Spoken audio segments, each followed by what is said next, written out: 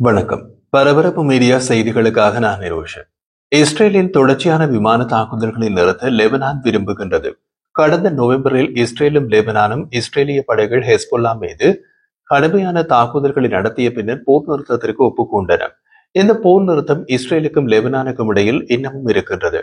இந்த போர் நிறுத்தம் ஹெஸ்பொல்லாவையும் உள்ளடக்கியது.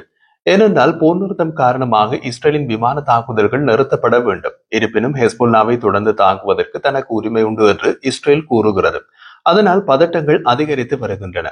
அமெரிக்காவின் மத்தியஸ்த போர் நிறுத்தம் இருந்த போதிலும் இஸ்ரேலிய படைகள் இரவு லெபனானின் எல்லையை தாண்டி தெற்கு லெபனானில் ஒரு நகராட்சி ஊழியரை கொன்றதாக கூறப்படுகிறது. அதையடுத்து தெற்கு லெபனானுக்குள் இஸ்ரேலிய ஊடுருவலை எதிர்கொள்ளுமாறு லெபனான் ஜனாதிபதி ஜோசப் அவுன் நேற்று வியாழக்கிழமை லெபனான் ராணுவத்திற்கு உத்தரவிட்டதாக ராய்டர்ஸ் செய்தி வெளியிட்டுள்ளது.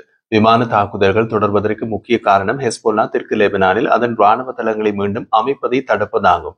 விமான தாக்குதல்கள் இறுதியாக ஹெஸ்பொல்லாவை கட்டுப்படுத்தி அதை ஆயுதம் அகற்ற அழுத்தம் கொடுக்கக்கூடும்.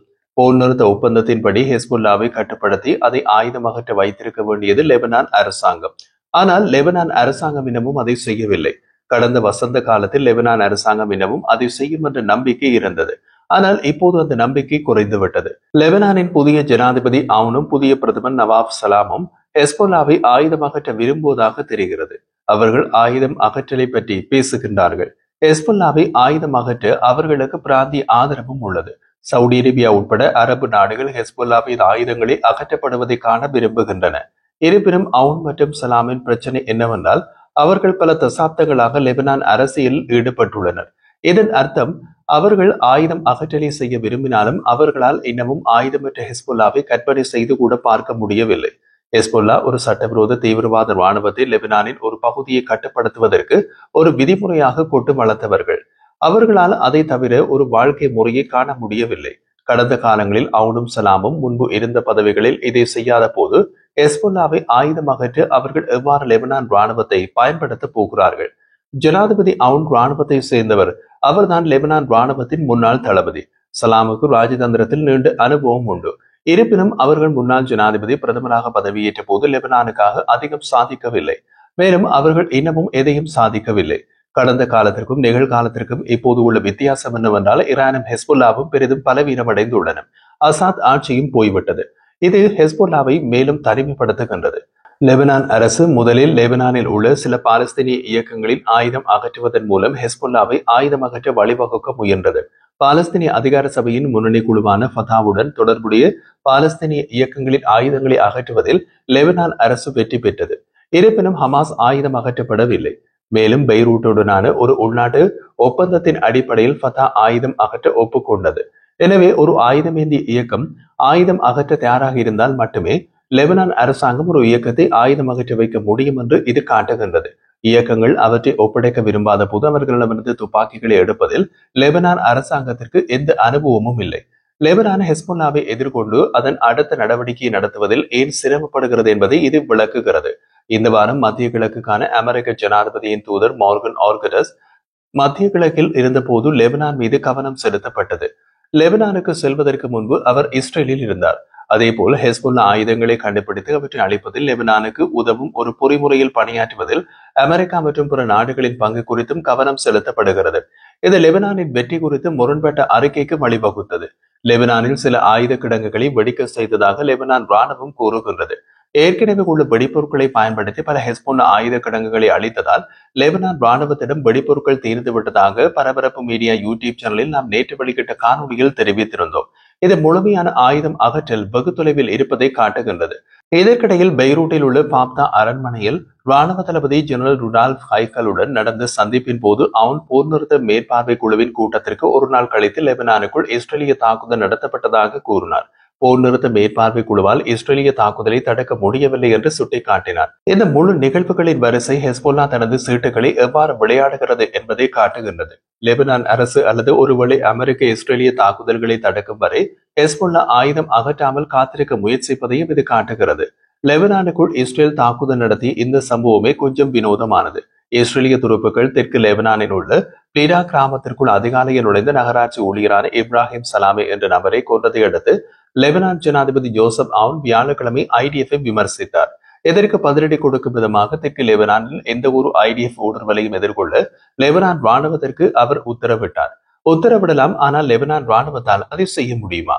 இஸ்ரேல் கிட்டத்தட்ட ஒவ்வொரு வாரமும் ஹெஸ்புல்லா இயக்கத்தினருக்கு எதிராக பல விமான தாக்குதல்களை நடத்துகிறது.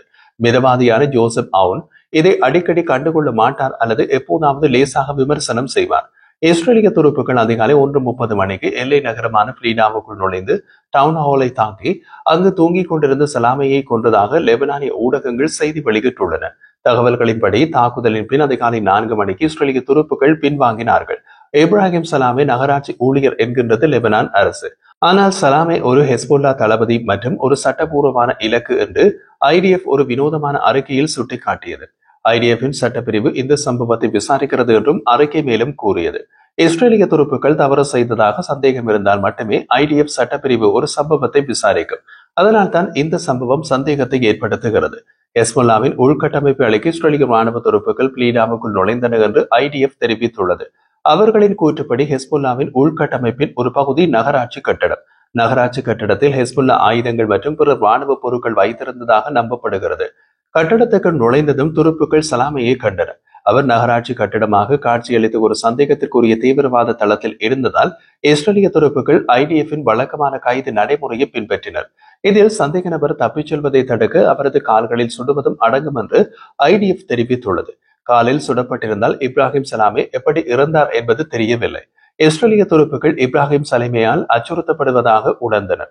எனவே உடனடி தாக்குதலில் இருந்து தற்காப்புக்காக அவர்கள் பலத்தை பயன்படுத்தினர் என்று IDF மேலும் கூறியது.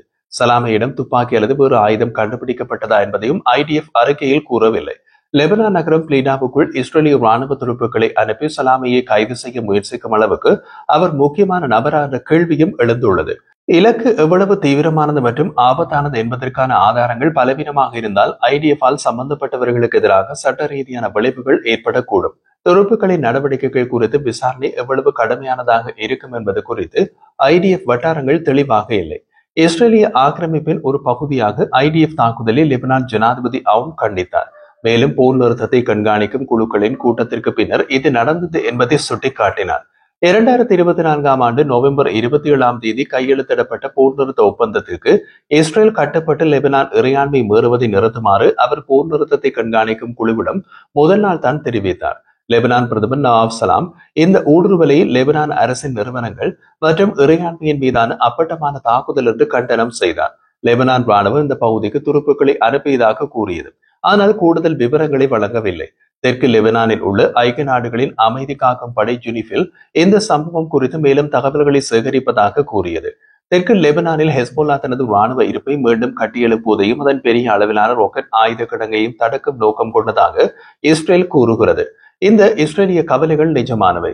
2006 ஆண்டு 2வது லெபனான் போருக்கு பின்னர் ஹெஸ்புல்லா தனது ராக்கெட் ஆயுத களஞ்சியத்தை மீண்டும் கட்டியெழுப்புவதை தடுப்பதாக யுனிஃபில் உறுதியளித்தது. ஆனால் ஹெஸ்புல்லா யுனிஃபிலில் கண்ணெதிரே அதன் ராக்கெட் ஆயுத களஞ்சியத்தை அதிவேகமாக அதிகரித்தது. இறுதியில் ஹெஸ்புல்லாவின் ராக்கெட்களின் எண்ணிக்கை 1,50,000-க்கும் அதிகமாக அதிகரித்த போது இஸ்ரேல் ஹெஸ்புல்லா போர் தொடங்கியது. தற்போதைய லெபனான் அரசாங்கம் ஹெஸ்புல்லாவின் ஆயுத குறைப்பை நோக்கி கணிசமான முன்னேற்றத்தை அடைய தவறியதன் காரணமாக அவ்வப்போது தாக்குதல்களை தொடர்வதை தவிர வேறு வழியில்லை என்று IDF கூறியுள்ளது. கடந்த நவம்பரில் போர் நிறுத்தத்திற்கு முன்பு IDF ஒரே நாளில் லெபனானுக்குள்ளே 1300 இலக்குகளை தாக்கிய நாட்கள் கூட இருந்தன. அந்த தாக்குதல்கள் தான் ஹெஸ்புல்லாவுக்கு போர் நிறுத்தத்தை கோர வைத்தது.